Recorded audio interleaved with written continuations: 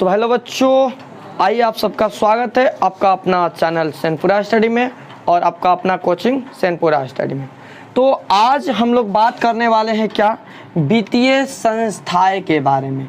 जैसे कि आप लोगों को पता है कि हम लोगों ने बैंक के बारे में पढ़ लिया है और credit card, debit card, internet banking वगैरह ये सब क्या होता है, सब चीज़ हम लोग पीछे के चैप्टर में कवर कर लिए हैं, ठीक है ना। अभी तक यदि आप लोग वो क्लास नहीं ज्वाइन किए हैं तो आप लोग उस क्लास में जाकर, उसका लिंक डिस्क्रिप्शन में आई बटन पर मिल जाएगा आप लोगों को, वहाँ से आप लोग उसे ज्वाइन कर सकते हैं, देख सकते हैं, जो कि बोर्ड एग्जाम के लिए एनी अदर एग्ज़ाम के लिए बहुत ही इंपॉर्टेंट है। सारे क्लासेज आप लोगों के लिए बहुत इंपॉर्टेंट क्लासेज है, उनमें मोस्ट इंपॉर्टेंट टॉपिक बताया गया है, क्वेश्चंस वगैरह सब बताया गया है, तो आप लोग वहां पर जाकर देख सकते हैं। और आज के क्लास में यदि क्लास वाइज देखा जाए तो ये आप लोग का 4th चैप्टर है, 4 नंबर चैप्टर है।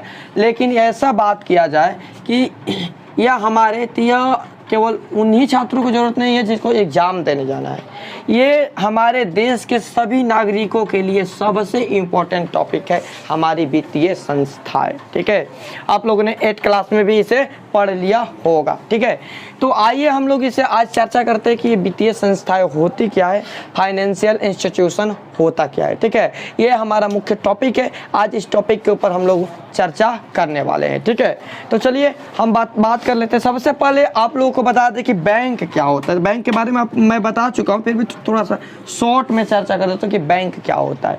बैंक क्या होता है? बैंक एक शाख होता है। मतलब क्या होता है? बैंक एक शाख होता है जो हमारे जो रुपये पैसे जितने भी हमारे कार्य होते हैं शाख से संबंधित, मित्र वो सारे काम बैंक करता है, ठीक है ना। बैंक में क्या आप लोगों ने कभी सोचा है कि बैंक जो है, बैंक के अंदर हम यदि पैसा रखते हैं तो बैंक क्या इतने ज़्यादा कर्मचारी लगा के, इतनी ज़्यादा व्यवस्थाएं लगा के आप बैंक क्या करेगा कि बैंक हमारे पैसे को रखेगा, बैंक हमारे पैसों को इसी तरह फ्री में रखेगा, फ्री में ही काम करेगा? ऐसा नहीं है।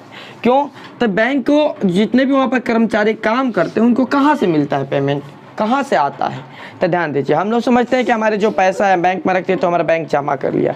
बैंक का बस यही एक काम नहीं है कि आयात निर्यात करे, आयात मतलब लेन देन करे, ठीक है। वो पैसे को लेता है हम लोगों से, लेकिन बैंक जो है उन पैसों को अपने काम में यूज करता है। वो रखता नहीं है कि भाई पैसा ले लिया आपका रखा रहेगा, जब आप मांगिएगा तो निकाल कर दे देगा, ऐसी बात नहीं है। बैंक, ध्यान दीजिएगा कि हमारे ही पैसे से वो बिजनेस करता है, ठीक है। हम लोग जब बैंक में पैसा रखते हैं तो बैंक में एक सेविंग रहता है, तो सेविंग के रूप में साइड में रख देता है पैसा, कि मतलब लोग लेन देन करते रहें। और जो अतिरिक्त पैसे होते हैं उन्हें क्या करता है, वो अपने धंधा में, अपने बिजनेस में लगा देता है, बड़े बड़े कंपनियों में लगा देता है और उससे बिजनेस करता है। और हमारे पैसे से ही वो कंपनियों के माध्यम से हम लोगों से ही पुनः टैक्स कमाता है और उसी पैसे को फिर वापस हम लोग को देता है, कुछ परसेंटेज देता है, कुछ परसेंटेज रख लेता है। तो इस तरह बैंक को लाभ होता है। और बैंक जो फ्री में काम हम लोग का नहीं करता है, याद रखिएगा आप लोग, ठीक है। तो बैंक तो समझ गए। अब देखिए, मान लीजिए कि अब आते हैं अपने वित्तीय संस्था फाइनेंशियल इंस्टीट्यूशन पर क्या होता है। तो ध्यान समझिएगा कि मान लीजिए कि हम लोग का लाइफ है, पता हो कि लाइफ है तो भाई पैसा रुपया हर चीज़ की ज़रूरत ही होगी। तो ये हमारे जीवन में क्या परिपूर्ण है? संभव है? नहीं है। कोई भी व्यक्ति कितना भी क्यों ना धनी हो, उसको मतलब कोई भी बिजनेस शुरू करने के लिए इकट्ठा पैसे की ज़रूरत होती है। मान लीजिए हम कोई बिजनेस शुरू किए तो हमें 2 लाख रुपए की ज़रूरत है, ठीक है। तो क्या हमारे पास 2 लाख रुपये मिल जाएंगे तत्काल? होगे भी तो वो तत्काल नहीं मिल पाएंगे, ठीक है। सबकी बात नहीं हम कर रहे हैं, किसी किसी के पास रहता भी है, लेकिन ज़्यादातर औसत लोग हैं जिसके पास में व्यवस्था है, पैसे की व्यवस्था नहीं होती है, लेकिन उनको बिजनेस करना होता है। तो ऐसी व्यवस्था में, ऐसी परिस्थिति में जो हमारा मदद करता है, जो हमारी बिजनेस को बढ़ाने में जो हमें पैसा देता है, उसी व्यवस्था को हम कहते हैं वित्तीय संस्थाएं, फाइनेंशियल इंस्टीट्यूशन, ठीक है। आगे समझ में, जैसे इसकी डिफिनेशन की बात करें हम लोग, फाइनेंशियल इंस्टीट्यूशन क्या होता है, तो एक ऐसी संस्था है, एक ऐसी कंपनी है, संस्था है, व्यवस्था है, जिसके सहायता से लोगों की आवश्यकताओं को पूर्ति किया जाता है, या साख या मुद्रा के माध्यम, साख मैंने चेक के माध्यम से भी हो जाएगा या मुद्रा के माध्यम से यह हमारी मदद करता है। इसी को हम कहते हैं फाइनेंशियल इंस्टीट्यूशन। ठीक है, जब हमारा लाइफ है तो हमें जीने के लिए हर चीज़ की ज़रूरत होगी, वो बिजनेस हो गया या घर हो गया या अदर एनोदर कुछ भी हो गया, तो इन सबों के लिए पैसे की ज़रूरत है। इतना पैसा कोई एक गरीब व्यक्ति इकट्ठा नहीं कर सकता, उसके पास नहीं रहता है। तो ऐसे केसेज में क्या होता है कि ये जो संस्थाएं है ये हमारे मदद करने के लिए आगे आती है और ये हमारे मदद करती है, एक मोटे रकम पर हमें पैसा देती है और उन पैसे को हम इस बैंक या माध्यम से धीरे धीरे चुकता कर देते हैं, चुका देते हैं। ठीक है, अब प्रश्न उठता है कि क्या ये जो संस्थाएं हमें ऐसे ही लोन दे देगी? क्या ये संस्थाएं हमें ऐसे ही पैसे दे कोई भी व्यक्ति उठा सकता है? नहीं, ये संस्थाएं बड़े पैमाने, छोटे पैमाने, अलग अलग पैमानों पर काम करती है। जो ये संस्थाएं है ये अलग अलग पैमाने पर काम करती है। अब ये अलग अलग पैमाना क्या होता है इसको समझ लेते हैं। ठीक है, ध्यान दीजिएगा। तो जो वित्तीय संस्थाएं के बाद में आती है सरकारी वित्तीय संस्थाएं। ठीक है ना, इसमें वित्तीय संस्थाएं में ये सभी आ जाएंगे जो लोगों की आवश्यकताओं को पूर्ति करते हैं, जिसे हम साख या मुद्रा के नाम से जानते हैं। इसे साख बोला जाता है। साख माने मित्र भी होता है, साख माने डाली भी होता है, शाखा माने मित्र और डाली भी होता है। साख के मतलब यहाँ पर चेक भी हो जाएगा, क्योंकि बैंक जितने भी होते हैं वे हमारे एक तरीका से देखा जाए तो मित्र ही होते हैं। ठीक है, अब बात किया जाए सरकारी वित्तीय संस्था। ये क्या है सरकारी वित्तीय संस्था? Government financial institution. अब इसे क्या बोलते हैं हम लोग, ये क्या है तो ध्यान दीजिएगा। सीधी बात है भाई कि इसमें सरकारी लगा है तो वैसी वित्तीय संस्था है जिसे सरकार के द्वारा स्थापित किया जाए, जिसे सरकार के द्वारा चलाया जाए, वैसे वित्तीय संस्थाएं को हम कहते हैं गवर्नमेंट फाइनेंशियल इंस्टीट्यूशन। वैसी संस्थाएं जिसे सरकार के द्वारा चलाया जाए तो वैसी संस्था को हम क्या कहते हैं? गवर्नमेंट फाइनेंशियल इंस्टीट्यूशन बोलते हैं, यानी कि सरकारी वित्तीय संस्थाएं बोलते हैं। ठीक है, इसके अंतर्गत क्या आ जाएगा हमारे? तो इसके अंतर्गत आरबीआई बैंक आ जाएगा, RBI reserve bank of India. RBI bank जो कि गवर्नमेंट के द्वारा एक संस्था बनाया गया है, एक व्यवस्था बनाया गया है और ये गवर्नमेंट के द्वारा चलाया जाता है। ठीक है ना, गवर्नमेंट इसको अपने अंदर में रखती है और यही बैंक जो है नोट छापने का काम करता है। नोट छापने का काम करता है, जो हमें नोट बाजार में मिलता है, जैसे पैसे रुपया हम कहते हैं, वो बैंक, यही बैंक वह चीज़ छापता है। अब इसमें एक चीज़ याद रखिएगा, 1 रुपया का नोट। तो 1 रुपया का नोट, यहाँ पर एक क्वेश्चन आता है एग्जाम में कि 1 रुपया का नोट किसके द्वारा छापा जाता है? तो 1 रुपया का नोट आरबीआई नहीं छापता है, 1 रुपया का नोट केंद्रीय बैंक छापता है। केंद्रीय बैंक या एसबीआई बोला जाए चला जाएगा। ठीक है, ये सब छापता है। ठीक है, क्योंकि 1 रुपया का नोट की जिम्मा उसको दे दिया गया, बाकी जितने भी बैंक है वह आरबीआई के माध्यम से ही चलते हैं। ठीक है, आगे बात किया जाए अर्ध सरकारी वित्तीय संस्थाएं, मतलब semi government financial institution. Semi government financial institution, semi government financial institution. अब ये क्या होती है तो ध्यान दीजिएगा। एक ऐसी संस्था होती है जो सरकार के केंद्रीय बैंक के निर्देशन में उनके द्वारा स्थापित मापदंड समाज के लोगों की वित्तीय आवश्यकताओं को पूर्ति करती है। सेमी गवर्नमेंट फाइनेंशियल इंस्टीट्यूशन क्या होता है तो ध्यान समझिएगा, बिल्कुल समझिएगा, समझ में आएगा। ये जो होता है ना, ये क्या करता है, जैसे आरबीआई एक प्रमुख बैंक हो गया। ठीक है ना, आरबीआई हो गया एक, तो ये आपका सरकारी हो गया। ठीक है, और आरबीआई से इस सारे जितने भी बैंक हम लोग देखते हैं हमारे लोकल क्षेत्र में, इस सभी बैंक इसी से कनेक्टेड रहते हैं। वो एसबीआई हो गया, ठीक है, या पीएनबी हो गया, या इंडियन हो गया, या एनोदर कुछ भी एक्सेस वगैरह कुछ भी हो गया। ठीक है, जितने भी बैंक होते हैं इससे सभी बैंक ये आरबीआई से जुड़े रहते हैं, आरबीआई से कनेक्टेड रहते हैं। तो ध्यान दीजिएगा, मतलब क्या, आरबीआई एक मापदंड बनाता है, नियम कानून बनाता है। आरबीआई नियम बनाता है कि आप लोगों को कैसे चलना है, कितने टैक्स लेना है, कितने ब्याज लेना है, कैसे काम करना है, सारे चीज़ का एक संविधान बनाकर दे देता है और इसी संविधान पर ये जितने भी बैंक है कार्य करते हैं। तो इसी व्यवस्था को तो हम कहते हैं अर्ध सरकारी वित्तीय संस्थाएं। आ रहा समझ में? इसी व्यवस्था को क्या कहते हैं? अर्ध सरकारी यानी कि सेमी गवर्नमेंट फाइनेंशियल इंस्टीट्यूशन। आप लोगों को इंग्लिश नाम पर ज़्यादा फोकस करना है, क्योंकि यही नाम हम लोगों के लाइफ में, हम लोग को हर जगह बार बार मिलने वाले हैं। हिंदी बस किताब यहीं तक मिलेगा आप लोगों को, लेकिन ये इंग्लिश नाम जो है यही बार बार मिलेंगे। हिंदी की इस व्यवस्थाएं थोड़ी सी कम हो जाएगी। हम लोग फाइनेंशियल की नाम सुने होंगे आप लोग, लेकिन वित्तीय की नाम बहुत कम ही लोग सुने होंगे। तो फाइनेंशियल को ही तो वित्तीय कहते हैं ये हिंदी में। कहीं भी हिंदी में भी लिखा जाता है तो फाइनेंशियल इंस्टीट्यूशन लिखा जाता है। तो आप लोग इंग्लिश नाम पर जितने भी है उस पर फोकस थोड़ा ज़्यादा करिएगा, ठीक है। तो आप लोगों को समझ में आ गया कि अर्ध सरकारी वित्तीय संस्थाएं क्या होता है। अब हम लोग बात करें सूक्ष्म वित्तीय संस्थाएं, माइक्रो फाइनेंशियल इंस्टीट्यूशन।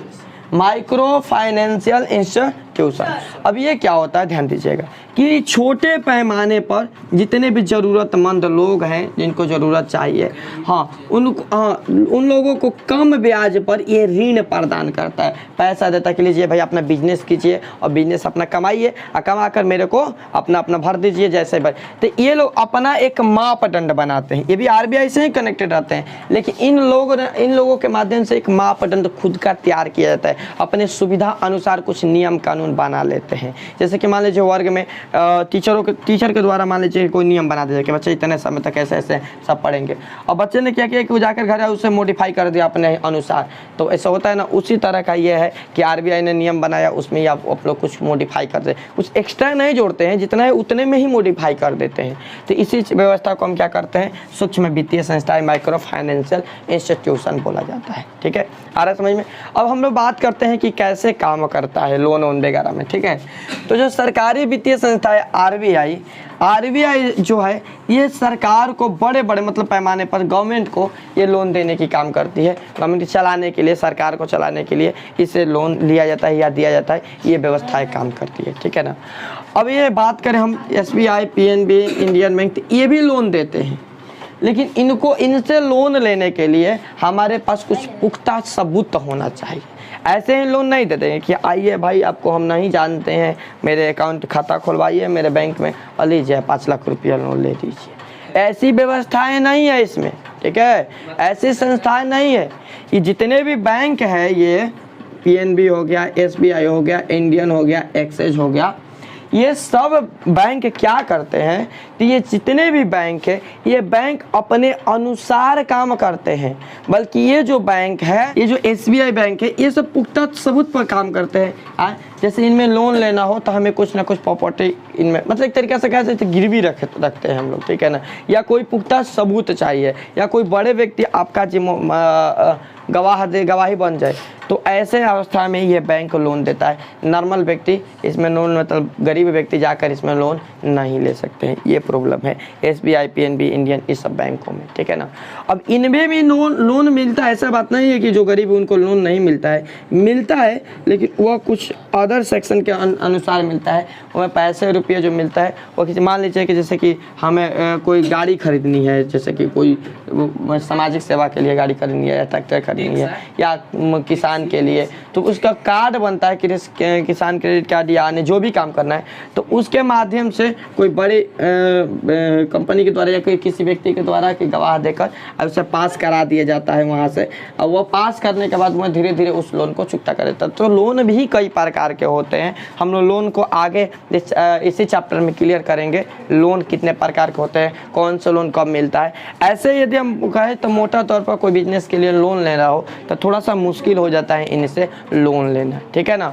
लोन भी होम लोन, बिजनेस लोन और बहुत सारे लोन्स होते हैं। लेकिन अभी हम बात करें यहाँ पर तत्काल में, तो इन सब लोन जो है या अलग अलग संस्थाएं, अलग अलग नीति निर्देशकों के अनुसार दिया जाता है। ओके, तो अभी हम बात करें, जैसे कि आप लोगों ने देखा होगा कि इंडियन बैंक ने काफ़ी ज़्यादा मात्रा में लोगों को वाहन चालक के लिए ये लोन दे रहा है, चल रहा है, ट्रैक्टर के लिए लोन दे रहा है, ठीक है।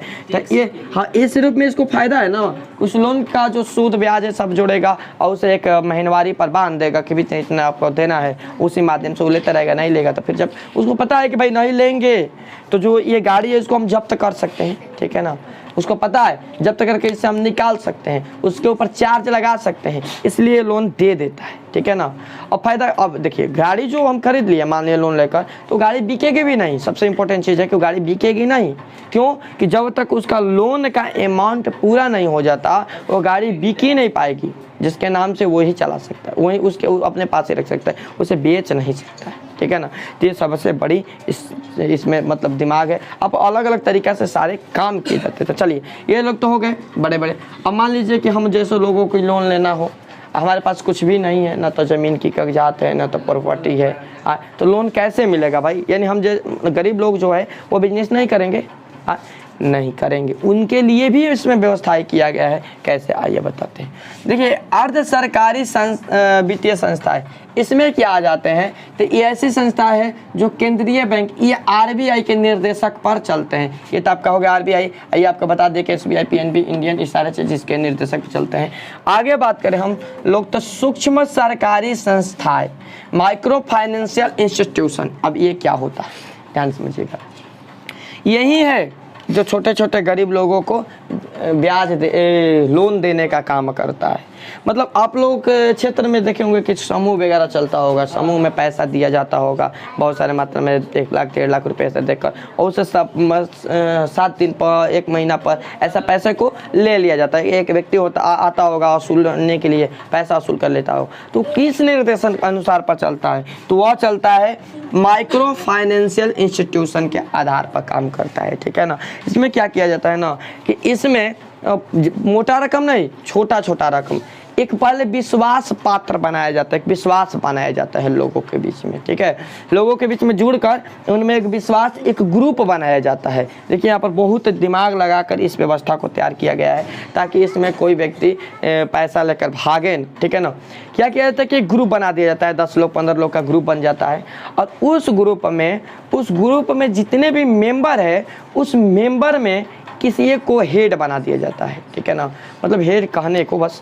और उसमें क्या होता है कि जितने भी मेंबर, सब मेंबर का एक जिम्मेवारी दे दी जाती है कि जितने भी मेंबर हैं सभी मेंबर बराबर काम करेंगे, बराबर वर्क करेंगे, ठीक है, जितने भी उसमें मेंबर हैं। यानी किसी भी व्यक्ति के पास में यदि पैसा नहीं है लोन के भरने के लिए, तो सभी मेंबर उस सप्ताह, उस महीना का जो भी पैसा है उसे मिलकर भरेंगे, ठीक है ना। मतलब उनको देना है, उनकी जिम्मेवारी। किसी भी एक व्यक्ति के पास में पैसा नहीं है तो इसका मतलब कि जितने भी वहाँ पर लोग हैं उन लोगों की जिम्मेवारी है कि उनका लोन चुकता करें, ठीक है ना। वो ग्रुप हो गया, यानी अर्थात कोई भी परेशानी होती है तो ग्रुप के सब मेंबर के ऊपर में आती है।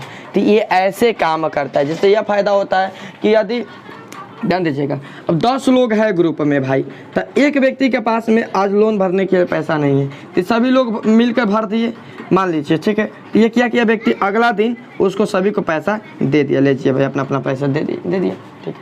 और मान लीजिए अगले सप्ताह भी नहीं भरेगा तो ये बैंक की जिम्मेवारी नहीं होगी। ऐसा नियम बना दिया गया है कि बैंक इस व्यक्ति को नहीं खोजेगा कि भाई आप कहाँ हैं, क्यों नहीं लोन भर रहे हैं, ठीक है। ये जितने भी 9 लोग हैं ना, यही 9 लोग इसको खोजेंगे, ठीक है, कि क्यों नहीं भर रहा, क्योंकि ये 9 लोग जो है इसको पहचानते हैं अच्छे तरीक़ा से।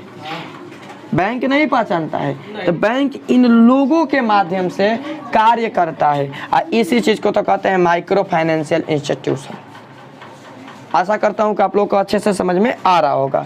अब बात करें वित्तीय संस्थाएं के प्रकार के, तो होता है काइंड्स ऑफ फाइनेंशियल इंस्टीट्यूशन। ये कितने प्रकार के होते हैं, तो ये 2 प्रकार के होते हैं। राष्ट्रीय वित्तीय संस्थाएं, नेशनल फाइनेंशियल इंस्टीट्यूशन, ये ऊंचे तौर पर काम करता है, ऊंचे तौर पर वर्क करता है। कौन सा राष्ट्रीय वित्तीय संस्था है, ये ऊंचे तौर पर वर्क करता है, यानी कि यह देश के नेशनल लेवल पर काम करता है, ठीक है। और ये जो होता है राज्य स्तरीय वित्तीय संस्थाएं, state level micro financial state level financial institution, ये जो है राज्य लेवल पर काम करता है। मतलब क्या, देश बड़ा, देश के अंदर में नेशनल लगा, और राज्य छोटा, उसके अंदर में स्टेट लेवल लगा, ठीक है।